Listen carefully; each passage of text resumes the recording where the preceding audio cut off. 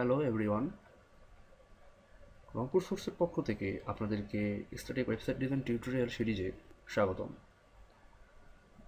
পুরো কোর্স জুড়ে আমি মোহাম্মদ আরিফুল ইসলাম শাওন আপনাদেরকে একজন বিগিনার লেভেল কোডার থেকে এক্সপার্ট, প্রফেশনাল এবং স্টাইলিশ কোডার হওয়ার জন্য বিভিন্ন ধরনের পদ্ধতি শেয়ার করব।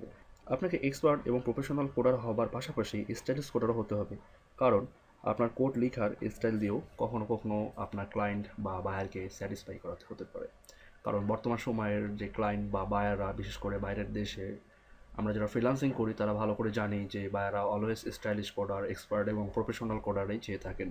তো স্টাইলিশ কোডার হওয়ার একটি বেনিফিট যা দিয়ে আপনি আপনার বায়ারকে অটোমেটিক্যালি স্যাটিসফাই করতে পারবেন তার নেক্সট সকল প্রজেক্টগুলোর জন্য। তাই আপনার যতটুকুই দক্ষতা থাকবে সেই দক্ষতাগুলোকে পুরোপুরি ইমপ্লিমেন্ট করতে হবে, যেন কোনোভাবেই আপনার সেই ল্যাকিংসগুলো দিয়ে বায়ার কখনো আপনার প্রতি যেন আনস্যাটিসফাই না হতে পারে। আপনাকে অলওয়েজ চেষ্টা করতে হবে HTML এবং CSS ভালোভাবে কোডিং করতে, এবং যেন স্টাইলিশভাবে আপনি আপনার বাইরের সামনে প্রেজেন্ট করতে পারেন। আপনি হয়তো ভেবে থাকবেন এতক্ষণে যে আসলে স্টাইলিশ কোডিংটা কী বা কীভাবে করা হয়। সমস্যা নেই, আপনি আমাদের সঙ্গে পুরো কোর্সটিতে অংশগ্রহণ করুন এবং প্রতিটি ভিডিও মনোযোগ সহকারে দেখুন, তাহলে বুঝতে পারবেন যে আসলে স্টাইলিশ কোডিংটি কী।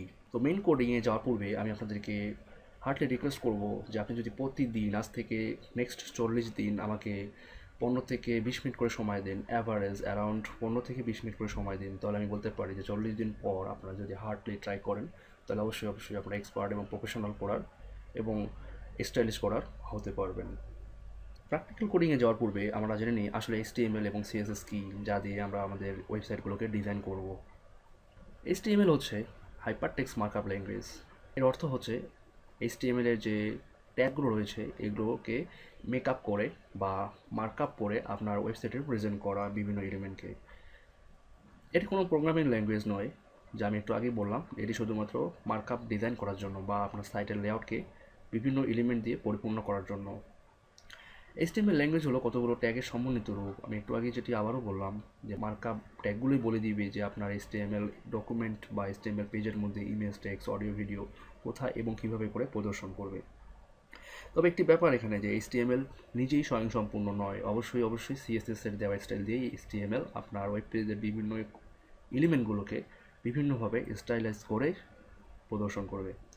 এখানে একটি টেবিল দেখতে পাচ্ছেন, যেমন আমাদের HTML ট্যাগ এবং কন্টেন্ট এবং ব্রাউজারে প্রদর্শন কীভাবে করবে। আমরা যদি এখানে প্যারাগ্রাফ ট্যাগ লিখি তাহলে ব্রাউজারে প্রদর্শন করবে যেভাবে H1 ট্যাগ, যেটি আমাদের HTML এর সর্ববৃহৎ ট্যাগ, সেটি লিখলে একভাবে টেক্সট দেখাবে, এবং EM যেটিকে বলা হয় ইটালিক ট্যাগ বা এমফাসিস ট্যাগ, সেটা লিখলে একরকম টেক্সট দেখাবে। তো এটি মূলত HTML, যা আমরা আমাদের প্র্যাকটিক্যাল সেশনে দেখব। এখন কথা হচ্ছে CSS কি। CSS এর পূর্ণ অর্থ হচ্ছে ক্যাসকেডিং স্টাইল শিট।